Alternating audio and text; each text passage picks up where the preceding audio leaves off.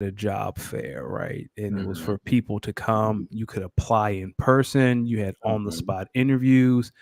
Everything went great. It was from 10 to 1 Right. and it was like 12:50 and we started cleaning up, we'd start breaking down. It was a success. Like we had computers. Again, people could come and apply. We helped the like older people who aren't savvy. We helped them apply and we were breaking down and it was 12:50 and I look at my boss and I was like, I don't know. I feel like someone is about to walk in. And at 12:53, an entire family walked in and two of them wanted to apply for a job. All right. So my computer was open, and then we have a new guy. His computer was open. So we were like, okay, y'all continue to clean up. We'll help these folks. Bat will be out. So the person that went to my colleague straight up said, I'm not here to apply for a job. I'm just here because my grandma made me come. So like he just sat there and was BSing like he was applying for a job, and he really wasn't. The person that came to me, she was very interested in the job. So I had to sit there and help her apply. And it took like 20, 25 minutes.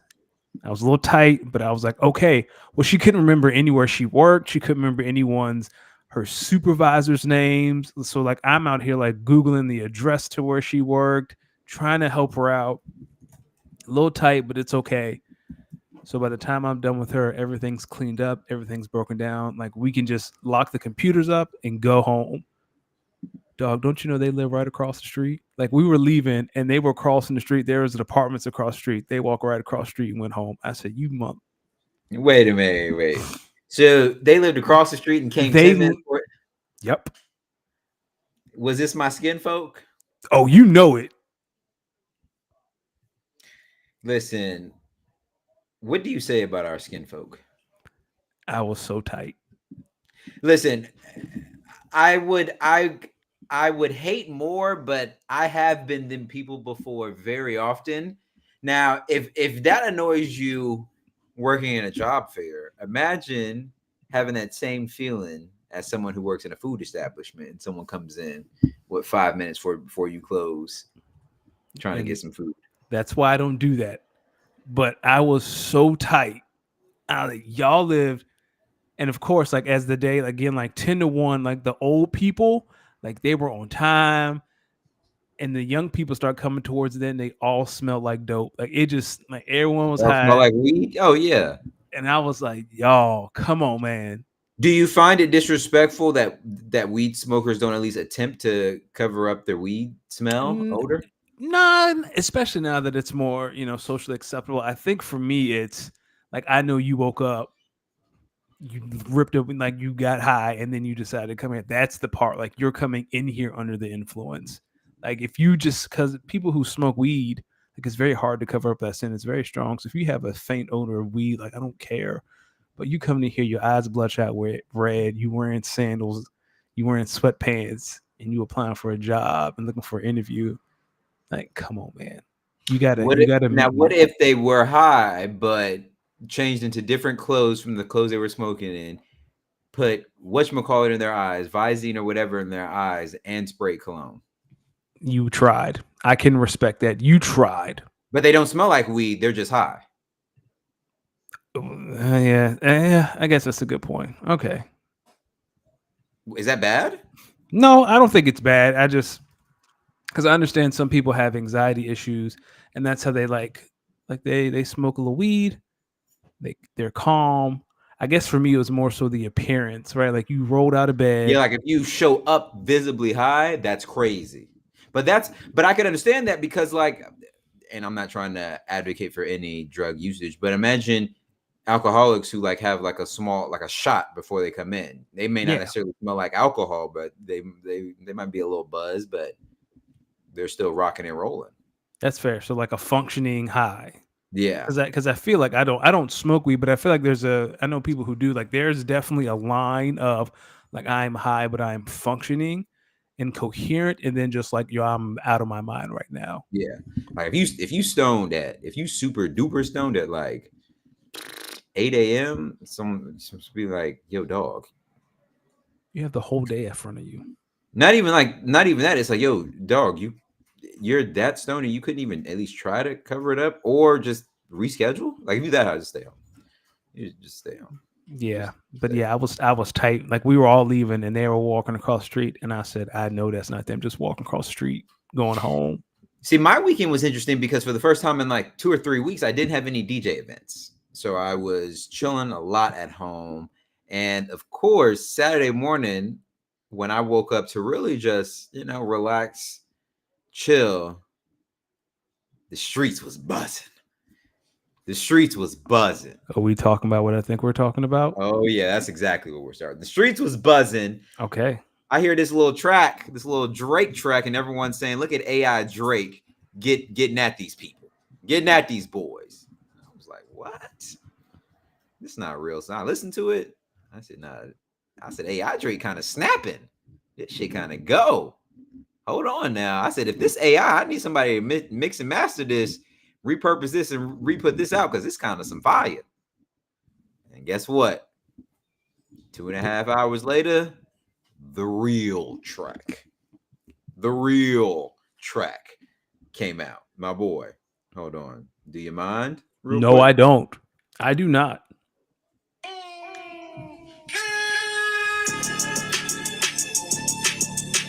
Yeah. I was like, okay, we here. We I like here. we taking it. Here I go. I could never be nobody number one fan. Your first number one, I had to put it in your hand. You pussies can't get put outside America for nan. I'm out in Tokyo because I'm big in Japan. Whoa. I'm the hit maker y'all depend on. Backstage in my city, it was friend zone. You won't never take no chain. That boy snapping. Hold on. First off, Danny. A man say you got a 5'7" shoe. How you a big stepper? I got some words, but okay. But you gonna listen. I know this is rap beef. This is the first jab, they might say. This is the first official jab. This is what I'm gonna say. In round 2, the short jokes aren't gonna work. No, it's not. Round 1, you can get it off. Round 1 is the filler one. Let me get the easy ones out the way. That filler jab, in UFC, that filler jab, boxing, Yeah. that filler jab, that just throwing out there to test your chin a little bit. Okay, I got you. Now, here's what I'm gonna say. Hold on, let's play a little bit more of this. Play a little more of this. Extortion, baby, hope it red, you been shook up. This top, so you drop it, give me 50 like some push-ups. Your last one brick. Okay. Really not on shit. Okay. Make excuses for you because they hate to see me lit. Okay. For your contract, because we gotta see the split. Okay. Hey, you doing splits, bitch, your pants might rip. You better do I'm gonna be honest with you. That split line, man. For me, the best line is Metro, shut your hoe ass up and make some drum. We getting there.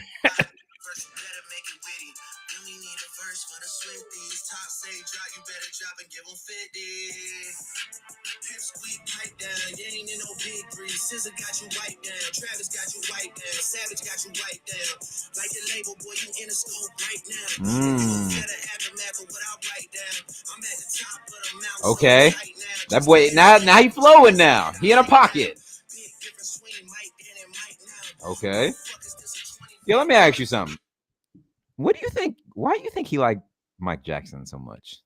I don't know, but it's a bar because Mike's son's literally the son's name is Prince, literally. So it works on 2 levels. Dog, this is not like no Vaseline, but I know people are talking. This is a great diss track. It's solid. It's solid. It's definitely solid. He aimed at everyone that said some slick like that Future one. I had to give you your number one in your hand, dog. That's cold. Okay. And that's the only thing he has to say to Future. Future's out of here. Okay, but here's my thing on that. Drake has the most number ones ever. So you're talking to but how do I say this? Drake said, I put you on. How do I say this? How do I say this in a way that makes sense?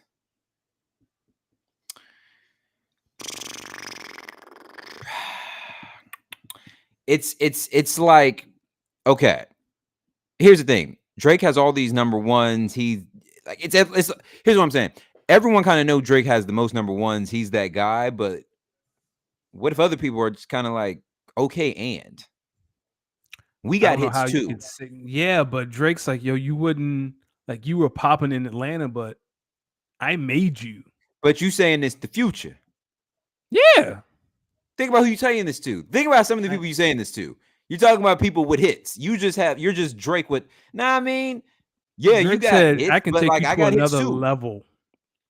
Future has never had a number one without Drake, and that means something. Yeah, but listen to Future. Listen to some of these people's music, then listen to Drake music. Do you get what I'm saying? Listen, How one could have more like, I hear you, but yeah, that's yeah, that yeah, line Drake got all goes. these hits. Yeah, Drake got all these hits. Fair, but do he got a thought it was a drought? Do we got a March Madness in his catalog? These are like Yes, records that he everyone. has Take Care. He has Nothing Was the Same. He has So He, Far Gone.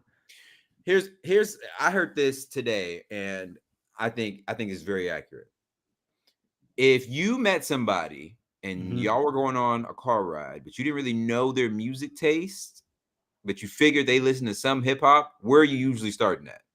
I usually here's a blind spot for me. I don't listen to Future. Future does nothing for me. Okay. So I would Okay. start with So we're Drake. gonna take the old head out the room. Most people would start unanimously with Drake because Yes, that's like a palate cleanser. That's a all across the board. all across the board. So when I say, yeah, Drake has number one hit, most hits, that's kind of what I'm saying. Yo, your music is so universally. I mean, not to say you don't make great music because he really does. It's just you're not. He's not too consciously like a J. Cole or like a Mos Def. He's not too druggy, trappy like a Future. He's not too. Um, he's not too. He's not too half streets like he's not too street-esque like Rick Ross. You know what I mean? So I don't know. Either way, I don't I think in round two, all the hit talk and all that, uh I think I don't know. To me, I think that doesn't work. But let me keep playing this a little bit and continue to give a little bit of my evaluation. All right. Prince to a king, he a son, nigga. Get more love in a city that you from, nigga. Metro, shut your whole ass up and make some drums, nigga. Ladies and gentlemen, let me tell you something. Let me tell you something. This isn't fair. Kyle, Jamie, this is not fair for a man he took the drums out of the beat, out of the song, and said, Metro, shut your whole ass up and go make some drums. And that's the only bar he gave Metro. Ladies and gentlemen, listen, Metro spent the whole album using cut-ups of Prodigy, getting at him. I mean, like using cut-ups of Prodigy, talking about how shit be whack. He was kind of getting at Drake with those. Y'all heard him on the Like That on the Like That record at the end with all them drums. Y'all heard how he was getting at my boy. And for him to get on a diss record addressing all these people, giving all these shots, the only thing he got to say to Metro is shut your whole ass up and make some drums. And that's the one line everybody remember and talk about. Metro, that's my dog though. That album he produced still go hard. Here we go. Yeah, calling somebody a blunt roller is crazy. Okay. Okay. Okay.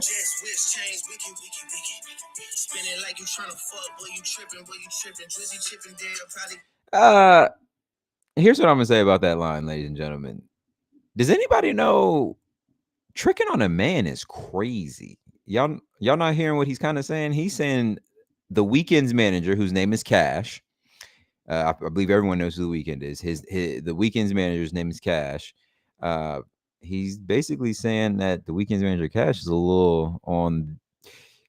He's basically saying the Weeknd's manager Cash be at them Diddy parties, ladies and gentlemen. That's all I got to say.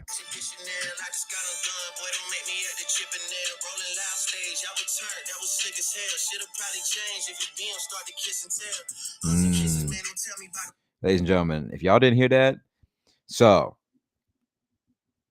listen, if you don't know what he's saying there about that Rolling Loud stage, when a couple weeks ago, not so long ago, Future, Metro, Travis Scott, they were performing at Rolling Loud down in Miami. They were all on stage together. They're performing a song off of Future's album, We Don't Trust You, called Type Shit, I believe. Anyway, while they were on the stage, while they were performing, Travis was on stage basically trying to get Future and Metro to perform the Like That record. He was kind of hyping them up to play it. I guess Drake saw that and he was basically saying, yeah, that shit y'all did, that was slick as hell. That was some slick shit y'all did. But then he said shit wouldn't be so sweet if your baby mom kissed and told. And if y'all did not know, Travis Scott's baby mother is Kylie Jenner. I'm going to let you put 2 and 2 together and what you think Drake meant when he said shit wouldn't be sweet if your baby mom kiss and tell. Let me tell y'all something. Drake has an interesting thing for mentioning people's wives, girlfriends when he get to beefing with them, or in general, when he get to talking shit about people, he gets to really talking. Danny, I'm glad you're back here. I was mentioning how Drake has this thing when he beefing with people to always bring up their wives or insinuating that he may have smashed their wives, girlfriend, longtime boo, whatever. Now, last time he did that, Pusha T came out with the story of Adidon and buddy got at him. Now, in this record, he mentioned Travis's baby mother. Yep. He also mentioned Kendrick's fiance, Whitney, his longtime fiance. Here, I'll play it. Switches, I be rocking every fucking chain I own. Next visit, ayy. I be with some bodyguards like Whitney. Top say, drop your little midget ass. Better fucking. Y'all hear that? He has a issue. He has a thing for it. Which, Danny, this is what I'm gonna start by saying this. Since now that you're back, now we know that there's a 5-6 people, maybe more, have a problem with this guy. He always goes for, when he's talking shit, he's always bringing up wives, girlfriends, so on and so forth. Yes. Do you think that part of the reason he may have some beef or animosity or tension with people is how he moves slimy with people's girls, boos, or women that he knows means something for you? I don't think that's the reason people dislike him. I just think it's another layer of why I'm saying it's one of the like reasons. him. Oh yeah. It's definitely because he out here talking about.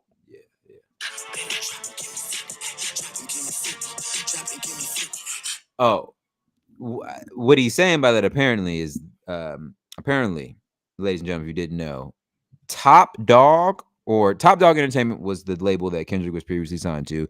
Yep. The person who created Top Dog Entertainment, his name's Top. And apparently he was getting 50% of K-Dot's earnings while he was on TDE before K-Dot left and started PG Lang. So he's not saying drop and give me 50 push-ups. Although that's a double entendre if you've seen the videos of Kendrick outside doing jail push-ups. Yeah. Niggas really got me out here rapping what I'm living. I might take your latest girl and cuff her like I'm Ricky. Can't believe he jumping in, this nigga turning 50. Every song that made it on the chart he got from Drizzy. Spin that little check, you gotta stay about my business, nigga. Now that's what Rick Ross heard, and he was like, "Oh, this what we doing? I got something for you." Give me Matter of fact, hours. I'm in the studio right now. I'm on your head, white boy. Dog, that Ross. When you talking about Drake going low, Ross.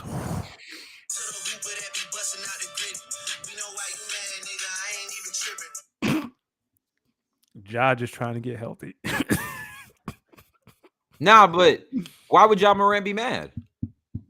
What could be the only thing that Ja Morant and Drake could beef over? A basketball player and a rapper. A woman.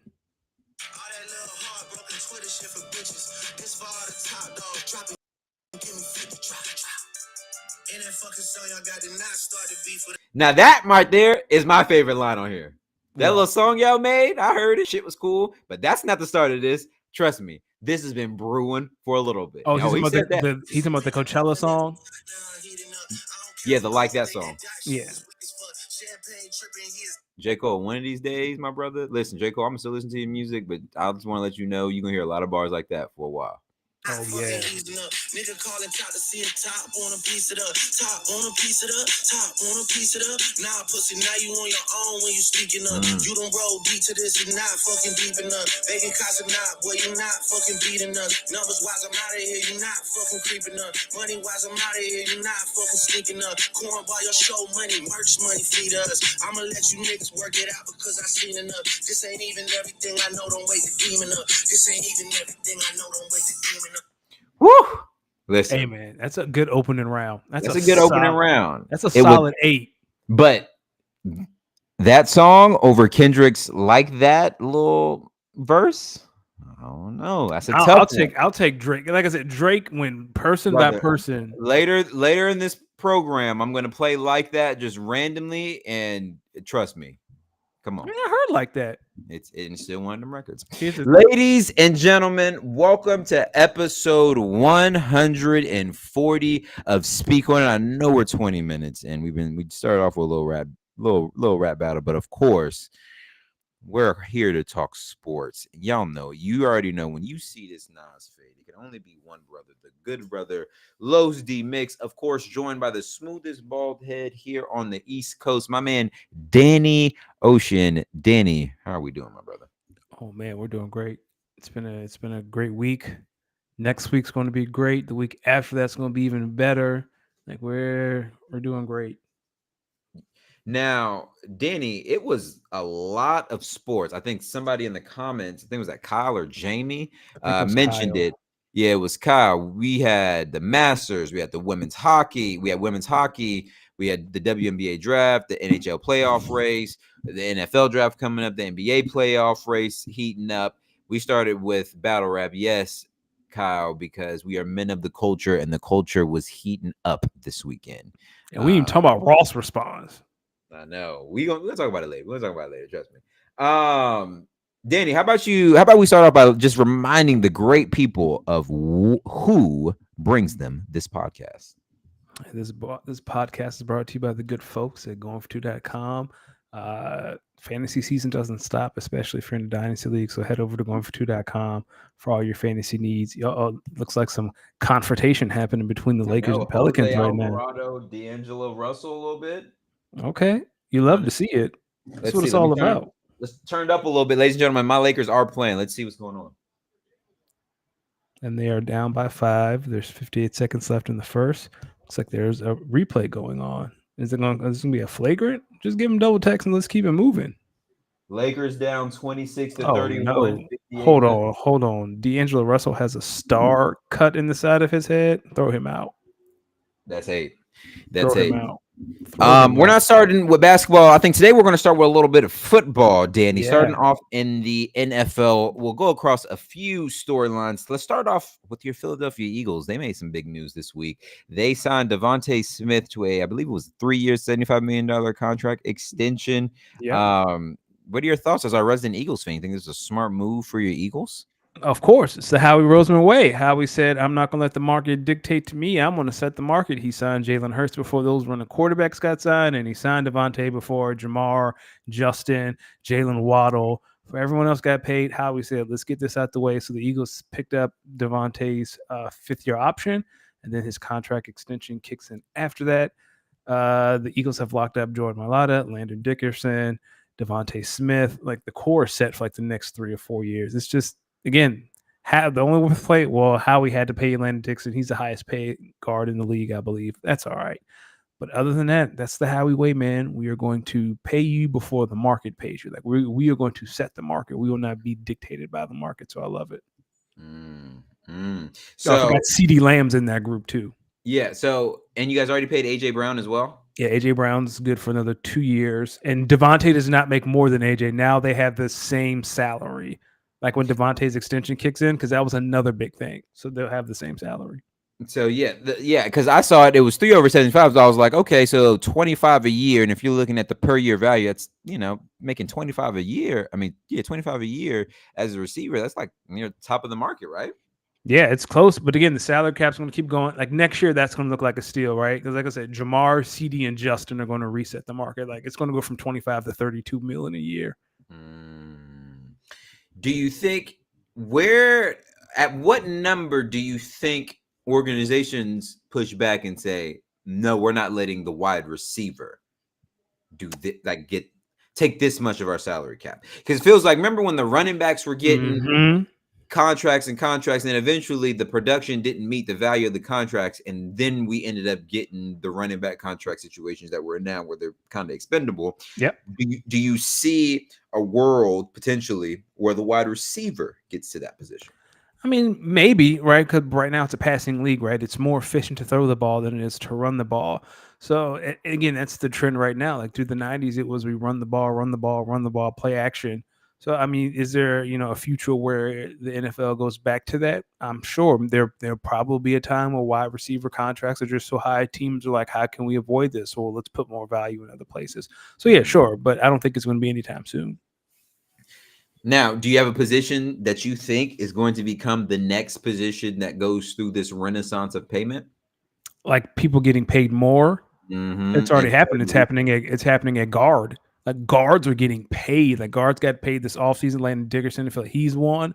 Like for some, like guards are getting paid right now. So I think for some, the market is saying that guards are extremely valuable, and I can see why, especially with the surge of these all pro, these super athletic defensive tackles. So yeah, like you used to be able to hide your interior offensive lineman, and now you can't, because now every team has a defensive tackle that's a star.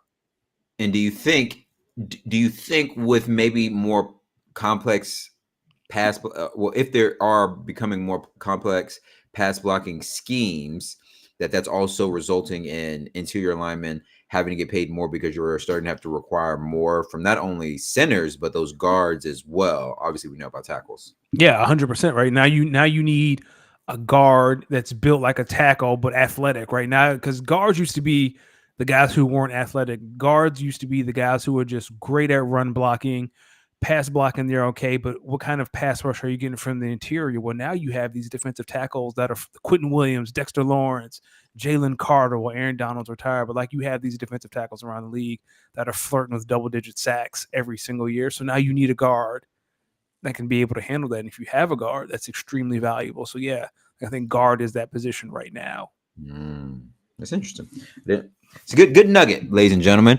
Listen, if there's one thing my guy Danny Ocean's going to know, he's going to know the pulse of these teams and these leagues. He also went to the school of Howie Roseman, GM, and like your boy. Someone who obviously did not go to the school of Howie Roseman GMing, but may need it for his financial situation, Rashee Rice. So reports are coming out that Rashee Rice and a former SMU cornerback, who we're not going to say his name because he's not a professional yet, so no need to say it now. But they're facing millions of dollars in a lawsuit filed down in the Dallas, Texas area. The victims on Monday, when they filed this, are claiming physical and emotional damages. Danny, do you hear what I hear? I hear we need to settle this out of court. Yeah, I'm hearing, and as my good brother Will Smith from The Fresh Prince would say, cha-ching. I'm hearing, listen, Rashee Rice, I hate it had to be you, my brother. I hate it had to be you. One of my skin folk. I'm going to tell you what I think. When them folk in that car accident found out who hit them and what his profession is, everybody got injured. You saying they come everybody got injured. Everybody went to the hospital and said something hurt. Yeah. I tweeted out as soon as I saw this. I tweeted out the meme from the SpongeBob episode. Y'all know what I'm talking about. My man who broke every bone in his body. He was clearly a con artist who kept conning SpongeBob and Patrick, and one of them was he broke every bone in his body. Fell down the stairs. All you heard is glass shattering. That's what you heard. They had that little. Well, imagine a person at the very, very front of the crash. I imagine this is like, because they were speeding, they probably rear-ended somebody, and then it caused like a chain. Everyone went forward, sort of thing, right? So imagine at the very beginning of this line, that person who just got their bumper dented probably was just like, "Whoa, shit! God damn it, man! All right, like somebody that hit you, but you clearly fine." They probably got, once they found out it was Rashee Rice, they went from, man, I just want to hurry up and get this file a claim on my insurance to, oh God. I done threw my arm out, and I think Kyle was onto something. Yeah, once you Yeah. see a Lambo hit you, oh yeah, Yeah. Oh yeah. Once you see a Lambo, oh yeah. Listen, I see a Lambo hitting me, I'm shitting myself because you get more money when you shit yourself.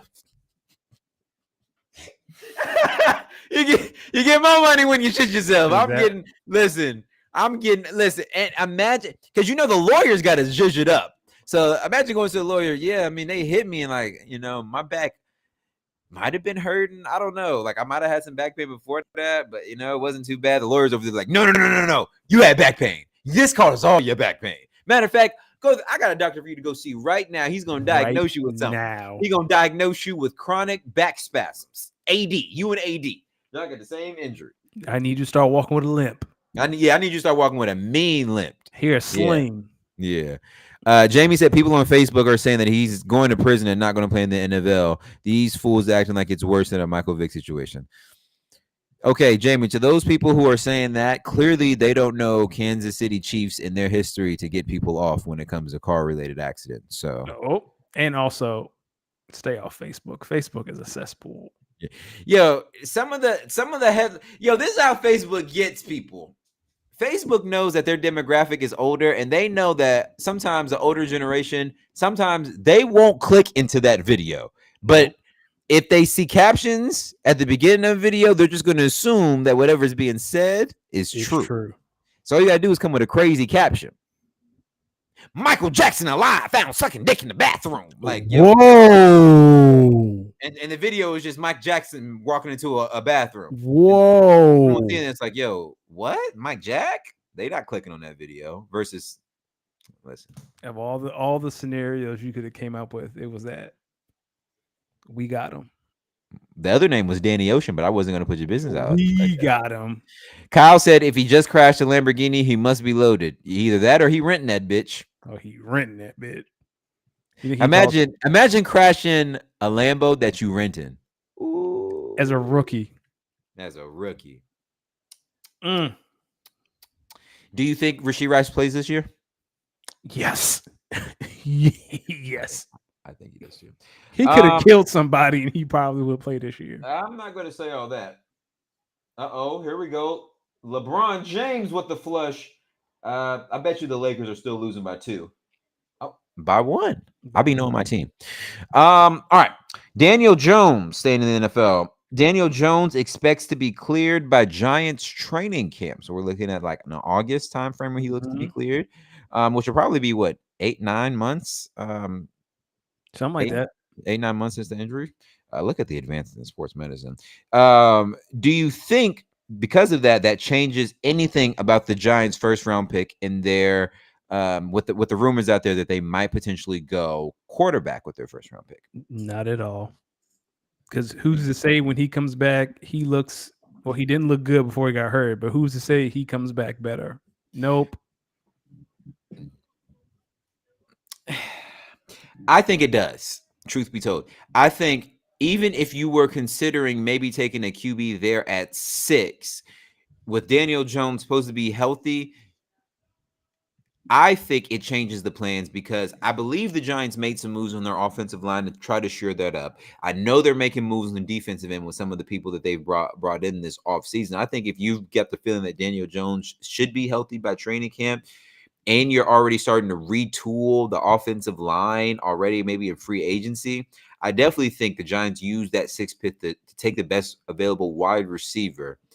And then with a healthy Daniel Jones and a good enough defense that can keep you in games, hopefully with a healthy enough offensive line that can block, I'm thinking this is the year they really try to get an evaluation on Daniel Jones and if he's really going to be the QB of the future. Because I think if they're bad, there are a few quarterbacks next year that you feel like if you haven't taken the steps forward from Daniel Jones, you'll be bad enough to get these QBs like Carson Beck, Shedeur Sanders. I feel like you could be in that 1 to 6 range to maybe get one of these guys. So I do think it changed. I think they're seeing what the Bears are doing, and I think you want to set up, even if you have to go quarterback, in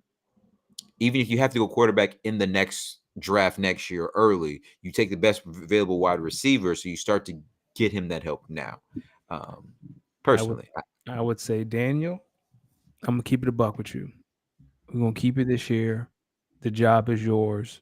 We're gonna draft your replacement. Play well enough, we'll trade you to a team that may want you because I don't.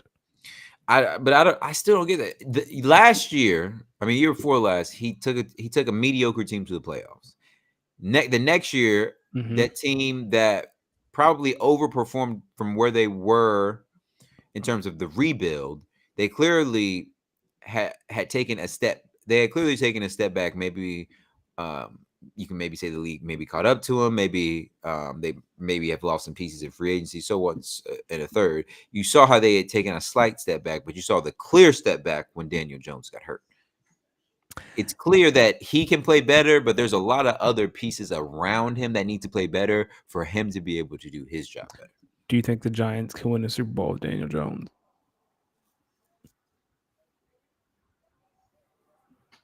The fact that you have to think about it this long. Well, uh, listen, if your name's not Mahomie, I'm going to be honest with you. I'm thinking about it hard no matter what. I hear you, but I'm saying like if you don't have the confidence, not even the Super Bowl, if you don't have the confidence that your guy can take you on a deep playoff run, so I'm talking about second round and beyond, conference championship, Super Bowl appearances, then you're searching for the guy. I don't care what they tell you. But where is the good enough evaluation? Is it, do you base it off the year he took a bad team to the playoffs, or do you base it off the year before the playoff year and after the playoff year where the team wasn't even good enough as a whole for y'all to even consider to be in a contending state? I would. How about this? List all the quarterbacks you would take before Daniel Jones. I mean, you would get a good number. You would get at least 12, 12 13 to in. 15. Yeah, you would Right? get 12 and 13 in before you name them, but there's only 32 teams, so you're still saying he's in the top. He's in the middle pack of a league where there's only 32 QBs, and of those 32 QBs, there's only 5.5, 6 that are legitimate game changers. Uh-huh. And Bona fide. if you don't have one of those guys, you're always searching to get that guy. Like I don't care what a team tells you. Yeah, but if you feel like you got someone who is right outside of that top 5 or 6, you're looking to just build around them and hope the team can be good enough for them as a whole to take that leap. And I think the Giants are trying to get there to then determine if they need to move in the direction of getting a rookie QB and trying to preserve the team around them, that nucleus, or if the QB is good enough to where we can start letting some of these other more expensive players around him go to start developing like the Chiefs did. And I think the Giants are trying to get to a place where they're trying to figure out where they're at now. Do they need to replace the QB? Yes. Because everything else is around them is fine. There's no way you can look at the rest of this roster and say the rest of if we just had a QB, that would fix our problems. No, you need better. It could mask a lot of them, though. No, I don't think competent so. QB play. Listen, you could have Patrick Mahomes back out there, not with that wide receiver core and that offensive line. You're not beating anybody. And you just lost your best offensive weapon in Saquon Barkley. What rookie QB is going to succeed in this? This is some bullshit. I hear you. I'm just saying, y'all gonna put we've seen enough Daniel Jones. You're gonna put a rookie QB in that situation who's gonna fail miserably, or you're no, gonna? I'm saying you draft a rookie QB and make him sit beside Daniel Jones for a year. But not in New York. Not when everyone every week in that market is going to be asking you, when is this guy that you took at number 6 is going to play, versus taking a wide receiver who's going to play immediately, can have an immediate impact. Guess it's just draft. I feel like if you don't have the guy and you think you can get the guy, you go get the guy. But getting a guy ain't easy either. And Jamie, Nick Foles played 2 games very well. Carson Wentz had an MVP season that year. Foles played 2 games at an extremely. Jamie said, look what the Eagles won a Super Bowl with. Nick Foles just had to play a great NFC championship. And this is why I think that this little media narrative around Daniel Jones gets nasty. Kyle, there's not two QBs on the Patriots roster right now better than Daniel Jones. I don't care what anyone has to say about Jacoby Brissett. Y'all be playing like Daniel Jones ain't low key just nice, but a mediocre team around him. It's okay. Jamie said, "Look who the Eagles played at QB when they won a Super Bowl." Kyle also said that Nick Foles is better than Daniel Jones. I don't know about that one. I think if I needed a QB for a 3-game run, I'm probably taking Nick Foles. If I needed a QB over a 17-game season, I'm probably taking Daniel Jones. Listen, speaking of trying to keep your nucleus together, over in Dallas, the NFC rival of the Giants, CeeDee Lamb is reportedly scheduled to miss voluntary workouts as he looks for a new deal / contract extension. Danny, let me ask you, as of March 16th, 2024, should the Cowboys worry yet, or are they fine? I wouldn't start worrying yet, but the meter is ticking. Like you're on borrowed time. Again, the sooner take Howie Roseman's approach. Do I want to set the market or do I want to be dictated by the market? Whoever the last of these three, CD, Jefferson, and Jamar, get paid last is going to make the most. Get ahead of it. Because Jared, like, you're going to have to pick between Dak, CD, and Micah, and I think that's the problem in Dallas. Because I don't know if you have I don't know if there's a world where you have enough cap space to pay someone 3 people top 2 at their position. Because Micah's going to get the biggest defensive contract anyone's ever gotten. CD Lamb is going to get top 3 money, and Dak's going to get top 2 money. Like, well, how about top 5? Like, you can't pay 3 people top 5 at their position unless you're Howie, because he knows how to work. He knows what he's doing. But in generally speaking, right, like the Cowboys have to pick 2 out of the 3. And for me, you pick CD. CD's one for sure. Then you talk about Micah or Dak. Which one do you think is more expendable? Listen, if I'm the Cowboys, I'm not worried yet. Is CD, this is the last year of his rookie deal, right? Yeah. Here's what I'm saying. I'm not worried yet because if I'm Dallas, which I think I see the play is Dak. If this team don't get 2, what I say, listen, it's almost like I told you this a few, maybe a month or so ago when we were podding about the Cowboys and why I don't think firing Mike McCarthy does something. Here's what Jerry Jones told Mike McCarthy, and I'm starting to believe is what he told Dak Prescott after that playoff loss to, you guessed it, the Green Bay Packers. Guys, this was the team. Yes, this was the team. I got to put my Jerry Jones voice on. This was the team. This was the team that, by golly, dadgummit, I was for sure positive we're going to win the Super Bowl. I woke up every day and the wind was telling me it was going to win the Super Bowl. And we didn't even win a playoff game. We didn't even win a playoff game. Now, Mike and Dak, I recognize the season y'all had. I recognize what y'all have done to this organization for the last few years. I've seen the success y'all have, but the success is not translating to championships or even championship-like wins. Here's what I'm going to say. The media, everybody else wants me to fire you. They want me to just get rid of you, cut you, let you go to the wolves. But I love you, and you know here at the Cowboys, it's a family organization. We just don't like to cut everybody. Not one of ours. But we was built on championships. Jimmy did it. Shit. Troy did it. Michael did it. Michael Irvin, Troy Aikman, Jimmy Johnson. Oh, this championship. We Dallas Cowboys. And we ain't had a championship since 9-6. And I'm going to be honest with you. I don't have many more years with the team left. So I'm not going to fire you this year because I still have some hope and some faith that we can turn this around.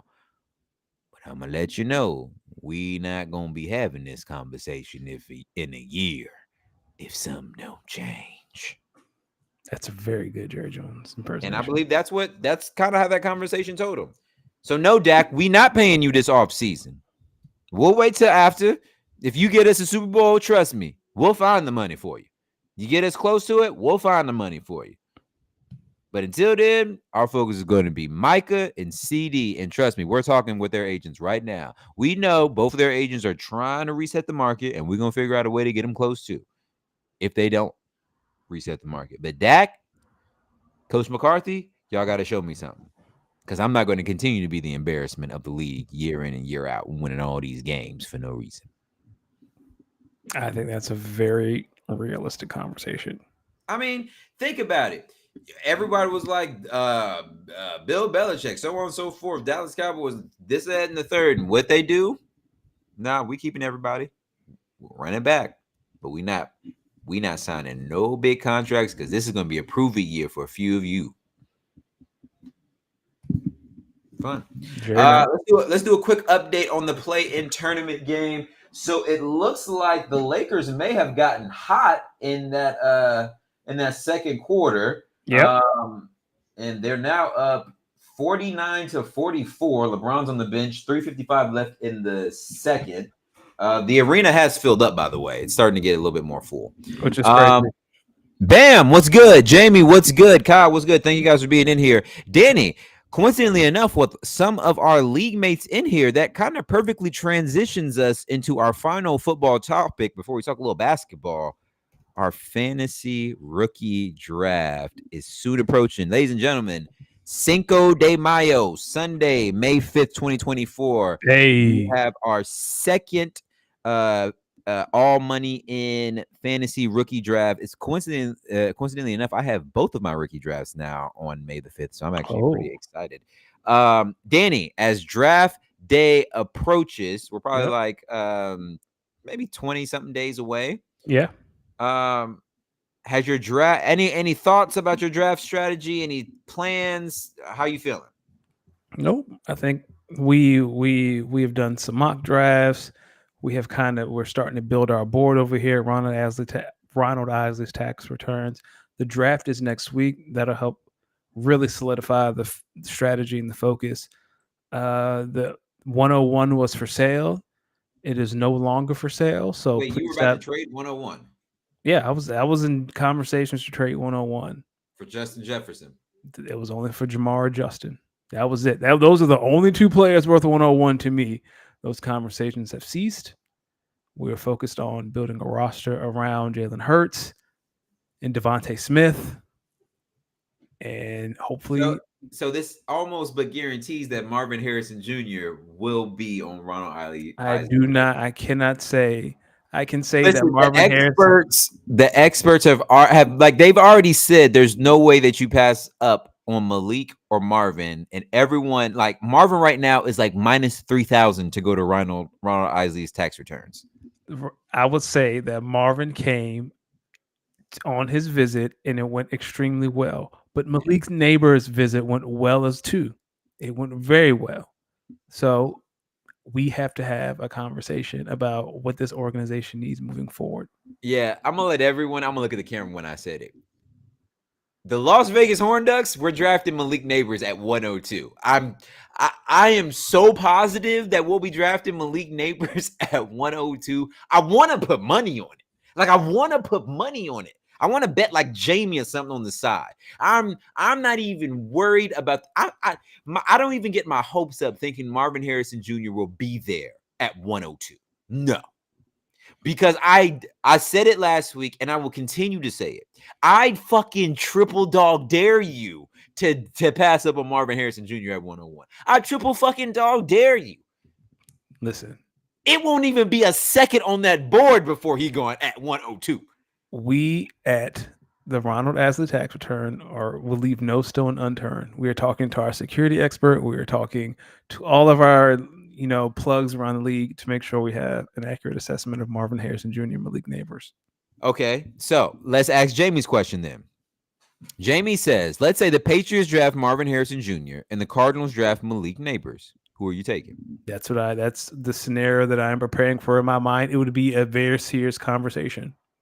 Okay, but there's your scenario. Who you take? Probably Malik Neighbors. Okay, I'm gonna let everyone know. Marvin Harrison Jr. will be mine. And I will be perfectly happy because the Patriots are just going to draft Drake May.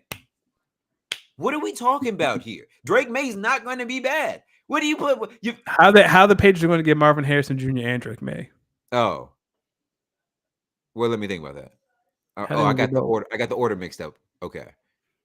So if the Patriots, Patriots are third. Commanders are second. Commanders are second. Patriots are third. Cardinals. Okay. Are fourth. Well, now I'm going to say this. That doesn't even make sense, like roster building wise. From the Patriots, that makes zero sense. That makes zero sense. But hey, that's what we're saying here, man. Y'all think a team with no QB and a rookie head coach is going to pass up on taking a QB at 3 when they need a QB? Yes. We just had this conversation. I wish I could go somewhere and find the fucking Lewis Riddick clip because me and Lewis see that. Me and Lewis, I think the Patriots are going to draft a quarterback. I'm not saying they're not.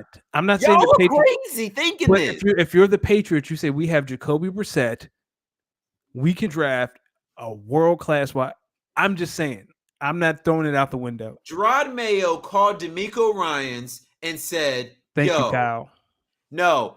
Jacoby Brissett and fucking Daniel Jones? Are we serious? What are we talking about here? I would take Jacoby over Daniel. Y'all not about to gaslight me and try to make me seem like I'm crazy for saying I'll take Daniel Jones over Jacoby Brissett. I'm not even going to let y'all try to gaslight me into that bullshit. You can take that shit up to Muffin Lane Road with the Muffin Man and bake that shit in the oven. You're not gassing me with that shit. The Patriots with a rookie head coach, DeMeco Ryans, has already called Gerard Mayo and said, yo, dog, I know y'all got Jacoby Brissett, but if you pass up on a rookie QB, you will be fired way quicker than you got hired. Hey, man, I'm just saying crazier things have happened. Y'all are crazy. Listen, you can bring up all the VORP stats in the fucking world about Daniel Jones. Ain't no way you paying a motherfucker $40 million gonna draft his replacement, and y'all try to tell me that it's because that Daniel Jones is worse than Jacoby Brissett. Stop it. Stop gaslighting me with this bullshit. That's just wrong. I think I'm going to continue to gaslight you. That's wrong, and that's not true. Okay. That's not true. The Patriots will take Jaden Daniels or Drake May at 3rd if they don't trade back. But I guarantee you that team is taking a QB. You don't get a rookie head coach with a team that does clearly not have a quarterback and not take a quarterback. But at the same time, like you just argued, do you take that rookie quarterback and put him in a situation where he doesn't have any weapons? In the Patriots situation, yes. Y'all are trying to compare the Patriots and the Giants. You're comparing apple to oranges because Brian Daboll has been there. They have paid their QB. This is their guy. Y'all are talking about the Mara family who historically don't like paying players, and they've already paid their guy. They're not. The Mara family ain't sitting around pulling the Walton family, and I'm gonna just pay somebody some dead cap space to take on this fucker's contract. They're not doing that. Y'all live in Twitter GM world right now, and I need y'all to come to. These are real dollars that somebody got to spend. The Walton family got Walmart. They got 80 million. They'll figure that out. The Mara family, they paid Daniel Jones. Daniel Jones is gonna play. That's why they put the headline out that he's getting healthy. They're taking Rome Odunze at 6. The Giants are. The Patriots are taking Drake May or Jaden Daniels.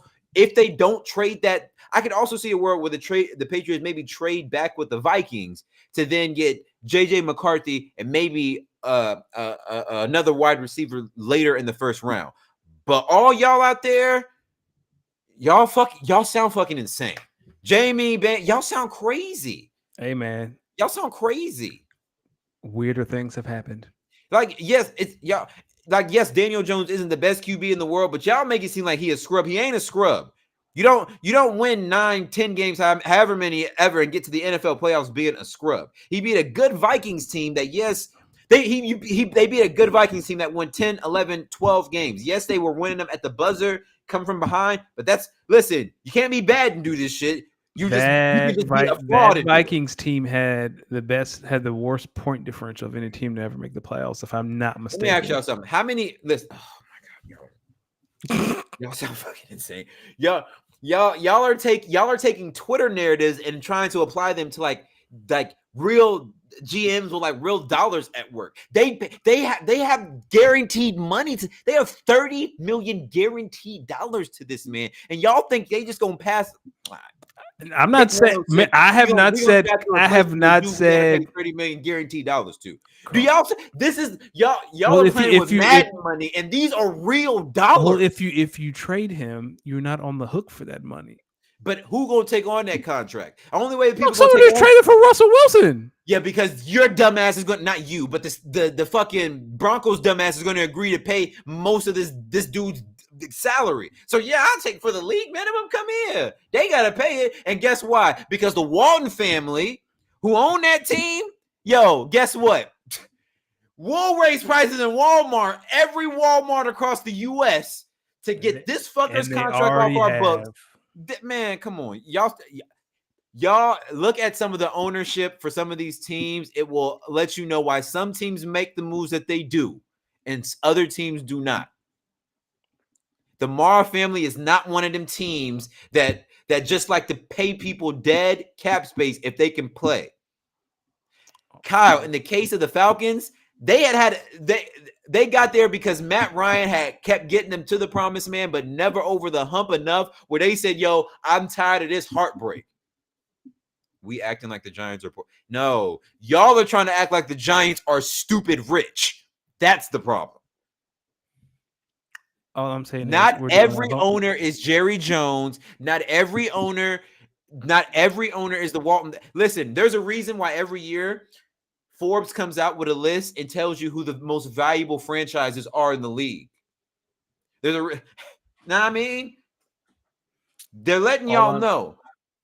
They're letting y'all know. Remember, these are businesses. These sports teams are businesses. Some businesses make more money than others. I'm going to remind y'all. I'm going to say this.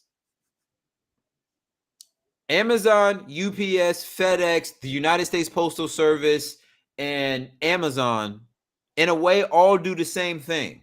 But I can guarantee you, what Amazon's paying for their what the money that Amazon got in their bank versus the money that FedEx got in their bank, it don't look the same.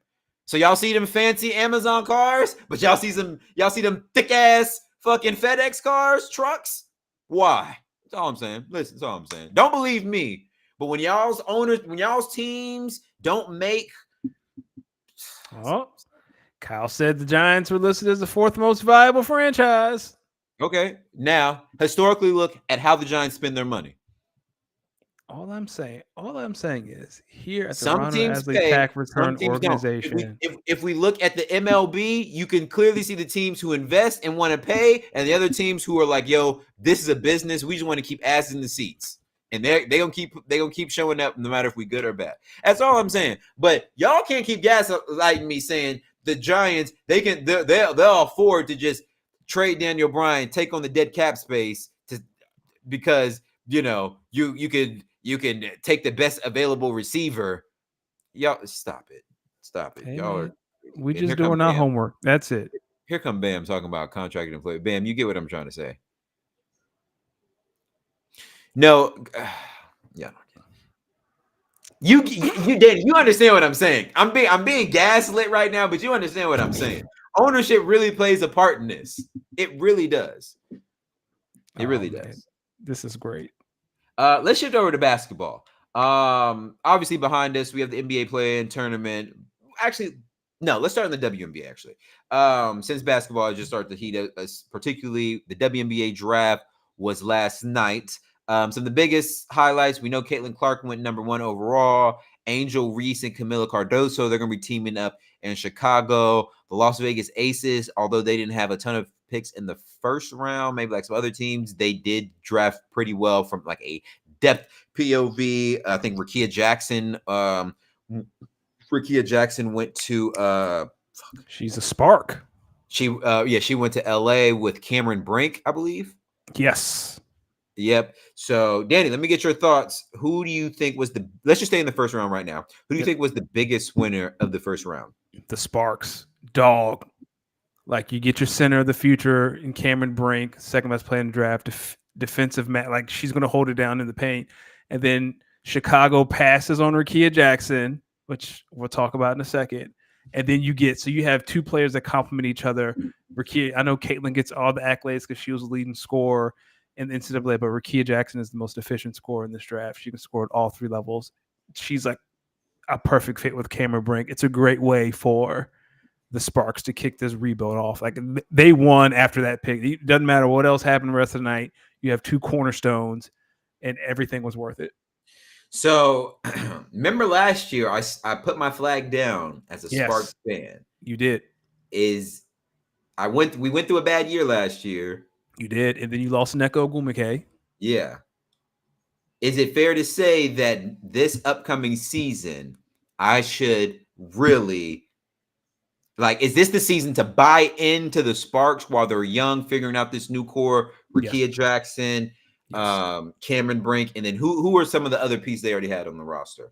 So Jordan Canada left. She's in Atlanta, but the other pieces are okay. But you have two cornerstones. Like you have two pieces that same the way you have like Aaliyah Boston and Caitlin Clark over in Indiana.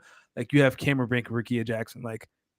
So you're saying I should go all in now? Yes, I would say pay the $35, get WNBA league access, and watch I'm gonna look at the camera. Listen, Spark Nation, what up, baby?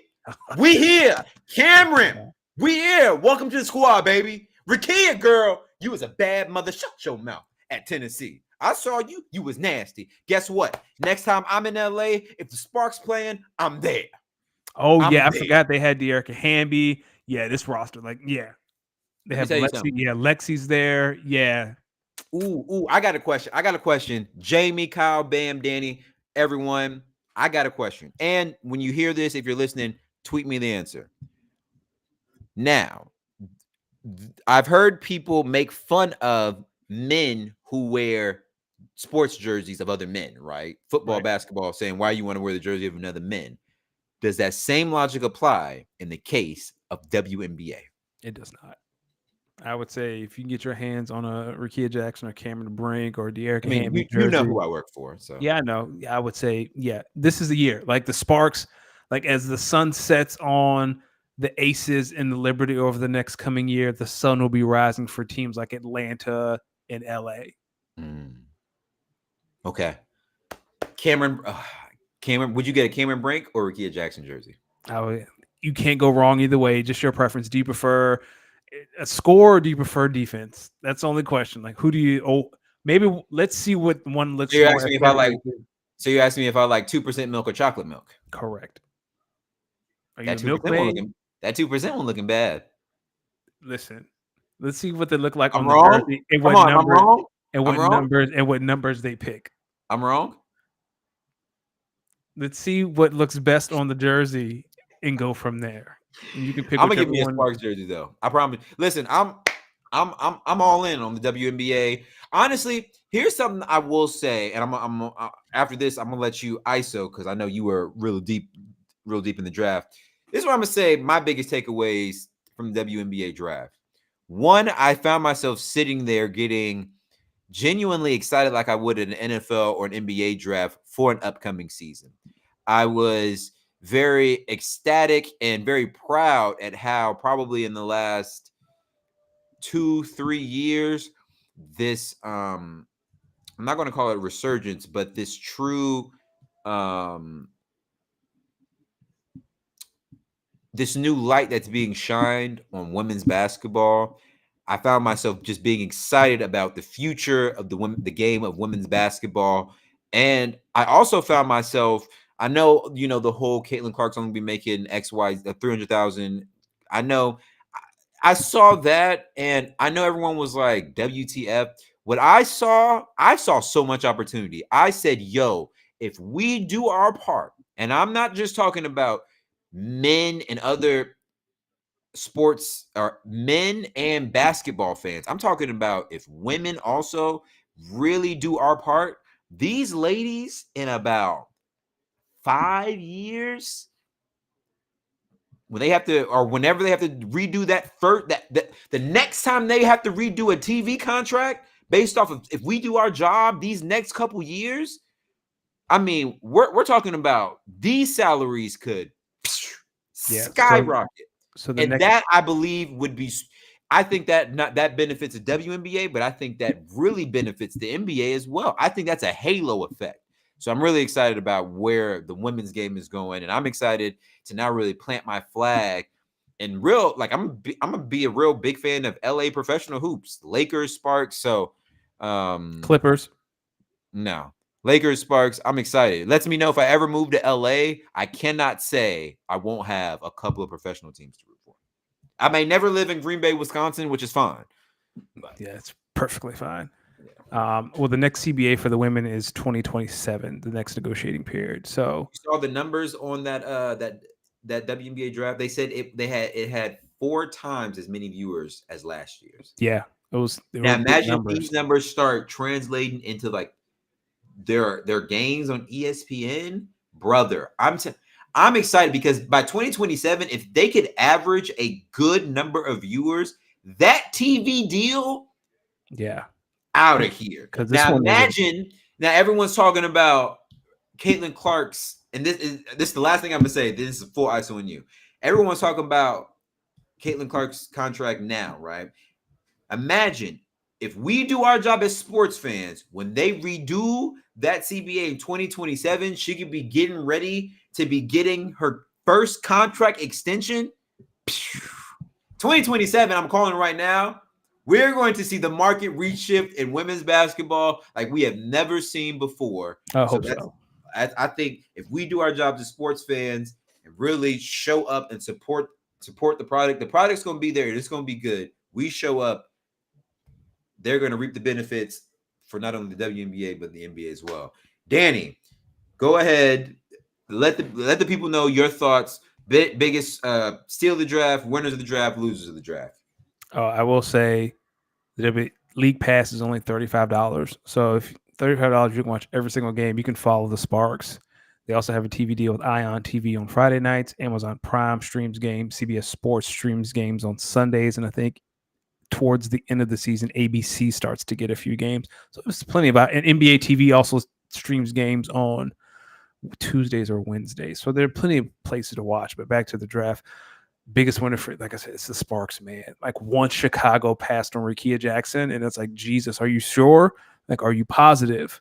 Like that for me, like that winner of the draft. I think the Aces did a great draft. They drafted a lot of depth.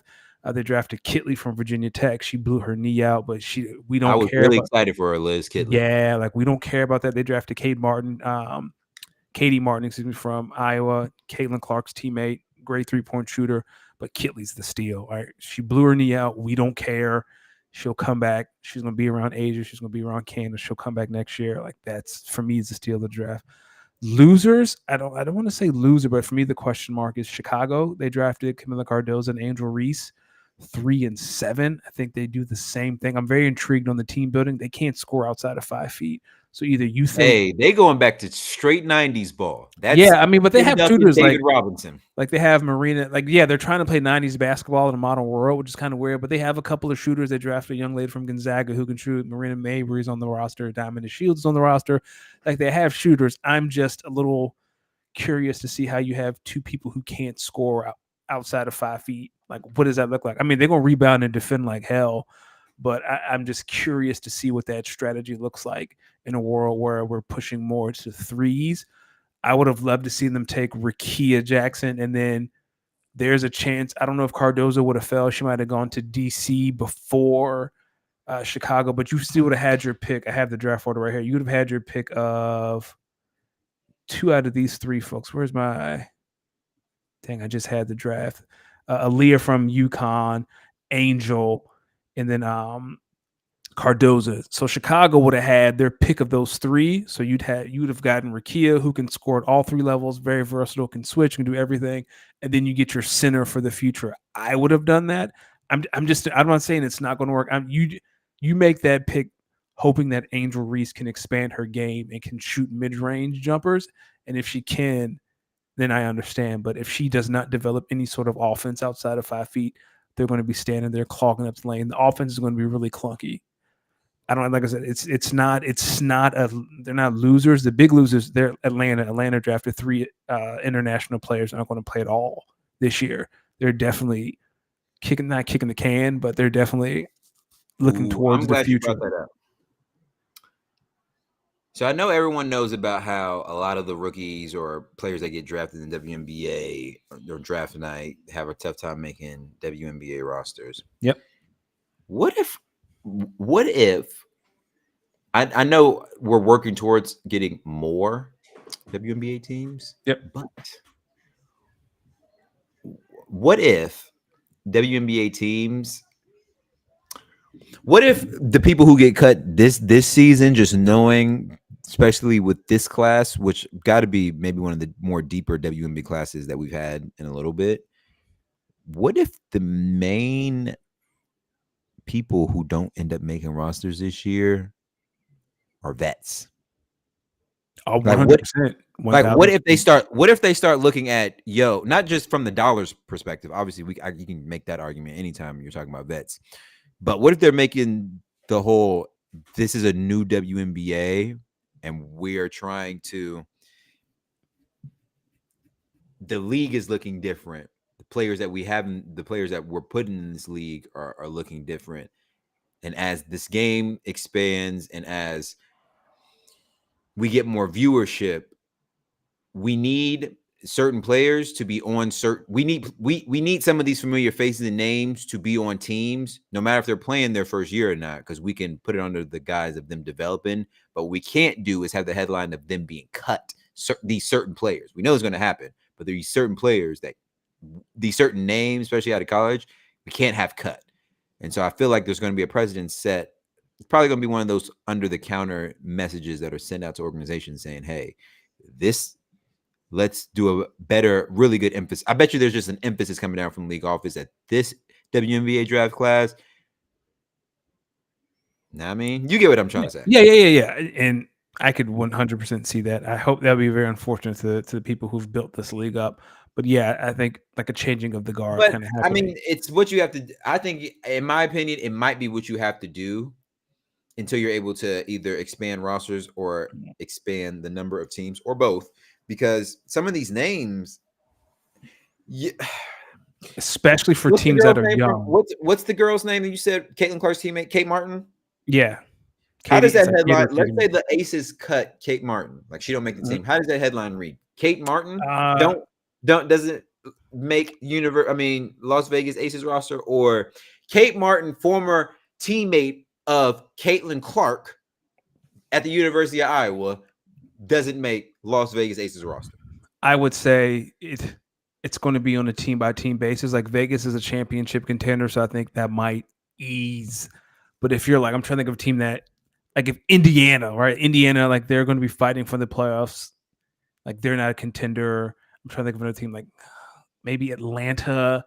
Like if they're starting to cut, yeah, like maybe. But Vegas, like if they cut her, I don't think it's going to be a lot of hoopla because those roster spots are essentially spoken for. Like you might have 2 at the end of the roster. Like Achilles not going to play. You got to save a spot for her next year. You got to keep that in mind. I think it's just going to depend on the by basis. I think it's just going to depend on the team and what they have at the moment.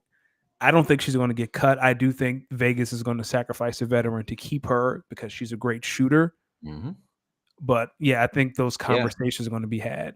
I think it's going to be interesting as we go through. But really excited for the WNBA season. It starts on my birthday, actually. Oh, and then I will say, Caitlin Clark, they put her. She's going to be in a torture rack for the first 2 weeks of the season. God bless her. Hey, they want to find out early if she can play in this league. Yeah, it's going to be funny, and she's going to make some people eat their words. But I feel like the Fever might start out slow, but I feel like there's going to be a point in time in the season for the Fever where they catch fire, and you see how good Caitlin Clark's game translated at the next level. Because I was thinking about it. The woman, she's about 6'1", 6'2", so I guess she's not small for her size. But what I think is going to be so pivotal at the next level for her is her passing. I think that is really going to be amazing. Yeah, she's 6 even. Yeah. Oh, yeah. She's gonna be all right. Over to the NBA. Right. We'll go through the NBA kind of fast here. Um, we're heading towards we're heading towards the playoffs. They start this weekend, but this week is play in. So right now, behind me, you have the Lakers versus the Pelicans. After that, you have the Warriors and the Kings in the West. In the East, you have the Heat versus the Sixers, the Bulls versus the Hawks. Let me start by Danny. Which teams do you have getting the 7 and 8 seeds in both the East and West? So West, I have the Lakers getting the 8 seed. I have Golden State. I mean, Lakers getting 7, Golden State getting the 9, and then yeah, 8. Excuse me. And then over the East, it's going to be Philly, Miami. I don't care the order. Chicago and Atlanta. Their seasons were over weeks ago. It's funny because and I said this to you before we started the show. The Western Conference is why the play-in tournament was made. The Eastern Conference is why nobody believes the play-in tournament actually is worth a damn. Yep. Because the West, it's so competitive that if you are 6 through 11, you can make the argument that there should be a play-in tournament. But in the East, you're the number 1 seed saying, "Yo, dog, what the fuck is Atlanta even doing here?" Chicago, what are we doing here? Yeah.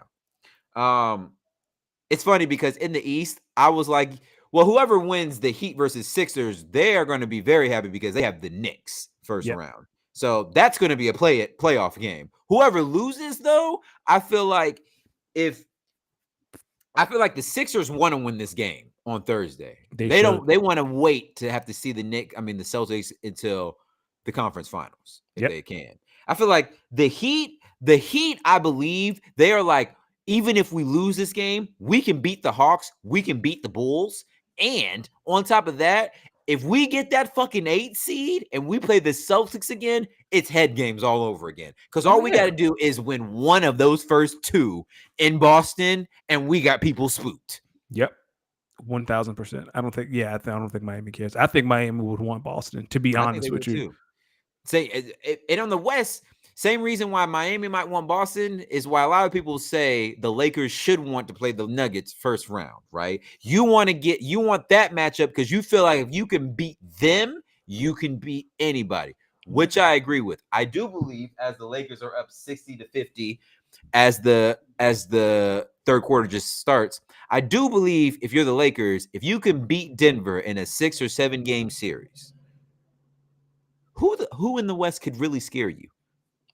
For me, the only team that scares me is Denver, man. Like I said it all year. Minnesota and OKC, you got to go through something. Like you just don't come in. Like you got to go through some heartache. Yep. And if 23-3 from LA are playing the way they should, and you get your contributions from D'Lo and Austin Reeves, I do think it could be competitive. Do I believe we would beat the Nuggets in the 7-game series as of right now? The fan in me says yes. The sports analyst, whatever you might want to call me, critique, says ain't no fucking way, dog. Y'all were 0-3 versus the Nuggets all season for a reason. And if this matchup comes to fruition, which based off the score, it does, I'm going to tell y'all how this series is going to work versus the Nuggets. I'll tell you right now. Lakers versus Nuggets 2024 first round. Game 1 will be the LeBron James game. Crazy numbers. They lose by 3. Game 2 will be the Anthony Davis, Austin Reeves games. They go off. Nuggets win by 9. Game 3, the Jokic game. The 45-point triple-double. Nuggets win by 7. Game 4. The best the Lakers look all season. Winning all game. They lose in the last minute by 3. Series over. I don't want to alarm you, but LeBron appears to have hurt his wrist. Oh, he's staying in. Never mind. Zion ran into him. He took a charge. Yeah, he took a charge from Zion, which is crazy. I would never. Ain't no way. Why are you taking charge of that? Why are you taking charge of that age, Bron? It's the play-in. Never. You out here taking hold. Here come the replay. You signing up for this? Ooh. Not me. Not me, Jesus. Sometimes I'll be like, yo, LeBron, you was 6'10", 260s. Let me stop. All right. So some of the first round matchups that we know, give me your thoughts on who would win and how many games and why you think so. Let's start Bucks versus Pacers. I'm going to take Pacers in 5. Giannis is hurt. Every game Giannis does not play, the Bucks will lose, and I think Giannis misses the first 3. Listen, I'm taking the Pacers in 6. I think Giannis plays starting game 2, and I don't think it really matters. I think they win the second game that he plays. They lose game 3, lose game 4. They defend themselves game 5. Indiana comes back to Indiana and beats them in 6. Let me tell y'all why. The Bucks are not clicking. I'm gonna let y'all know something right now. When I found out this stat, I knew there were going to be a first round exit. Talking about the Bucks, the Bucks were like 32-13 when Adrian Griffin got fired. The Bucks didn't even end up, and he got fired in February, right? So in 2 months, the Bucks went from 30-17 or 32. They went from 30 or 32 wins to like 48-49 over 2 months. Not a good. Team's not clicking. They couldn't win 50 games when they were 18 games away with over 30 games to play. So, that should tell you all you need to know about the Bucks heading into the postseason. Bam, does Doc get fired? No, it's too much guaranteed money, and they just fired a coach. It would not look good. They're still playing Bud. Yeah, and they still paying Bud. I got the Pacers in 6. Danny's got the Pacers in 5. If I know anything, that means the Bucks might sweep them. Cavs versus Magic, the most NBA TV series you could ask for. Magic in 6. Let's do it. Let's go all in on Paolo. I'm in. I'm going to say Cavs in 5. Okay. I'm going to say Cavs in 5. I think they're going to have a little bit more playoff experience. I think the Cavs are going to show everyone why they intentionally tanked that last game of the season to avoid playing the Knicks first round, because they did not want to playing the Knicks in the second round, because they did not want to have to go against that matchup. They learned their lessons from last year. I like the Cavs in 5. I think the Cavs believe that they match up better versus the Celtics than they do versus the Knicks. I think I agree there, so I want to take that matchup. So I'm going Cavs in 5. Here's an interesting one. Suns versus T-Wolves. You gotta go ISO ball, or do you believe in sound defense in Anthony Edwards? I believe in sound defense and Anthony Edwards, but this goes 7. This is going to be a slug. These young boys, you got to go through something. But Ant-Man is Michael Jordan's bastard son, and he pulls it out.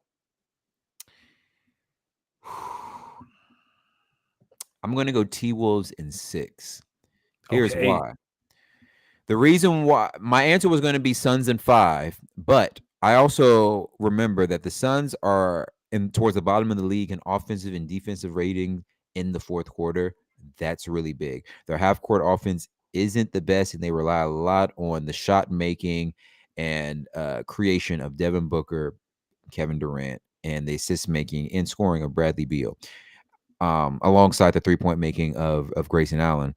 I think when you go against, I think they got the wrong matchup because they're facing a team that's so good defensively, especially with the Twin Towers and Cat and Rudy Gobert. I think they have a lot of length at the perimeter with Jaden McDaniels, with Ant being able to guard out there as well. Naz Reid's been playing well. I just think the T-Wolves, knowing that in the postseason some of these calls that may work in isolation ball in the regular season isn't going to work as well in the postseason, I like the T-Wolves in 6. And then we have what a lot of people are calling the most flip a coin matchup of the first round. I don't see how people think this, but we'll see. The Mavericks versus the Clippers. Danny, our resident Mavericks fan, how many games are you giving the Mavericks to win this series? Giving them 6, especially if Kawhi's knee is swollen. If Kawhi's not healthy, 5. If Kawhi is healthy, 6. Yeah. This will be the only sweep of the first round unless the Lakers and the Nuggets match up. This will be a sweep, I believe. Oh, wow. You think the Mavs will sweep them? I do believe the Mavs will sweep them. Kawhi or not, I believe this Mavericks team, how they're rolling with Kyrie and Luka, how they're playing since they added Gafford and PJ Washington.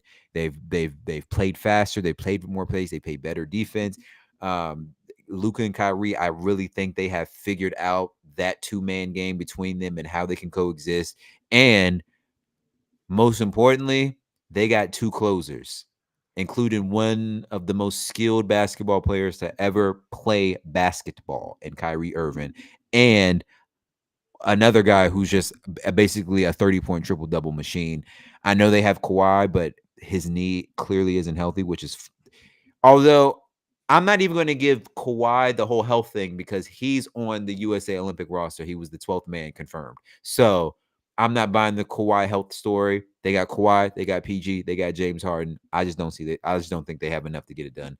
I like the Mavs clean sweep. You know what I'm looking forward to? Was it 2 or 3 years ago when they played and Kawhi and Paul George hunted Luka? I can't wait for Luka to return the favor and start hunting for Kawhi. That's gonna be music.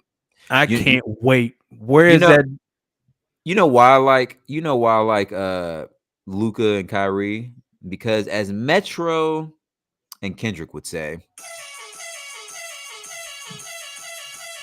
now you talking about some fucking Drake. Drake, play them damn drums, Metro. Yeah, play these drums, Metro. Play these drums, Metro. Sorry. I just had to go back to that because I told you. Listen, real quickly, we'll hit on real quickly in Deal or No Deal. We've been at this for a while. I know this has been a good one. UFC 300. Couple takeaways. I don't know if you saw it, Danny, or if not, I'll do a quick ISO.